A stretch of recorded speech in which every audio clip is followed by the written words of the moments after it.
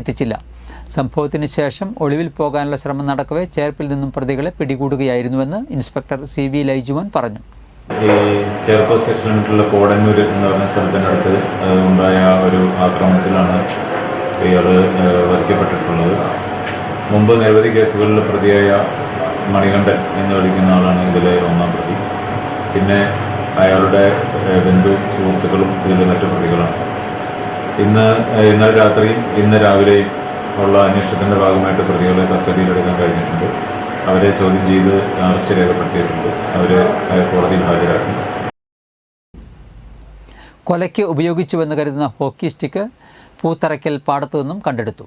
9 കേസുകളിൽ പ്രതിയായ മണികണ്ഠൻ ഇക്കഴിഞ്ഞ ഏപ്രിൽ 26-ന് കാപ്പ ചുമത്തി നാടുകടത്തപ്പെട്ടയാളാണ്.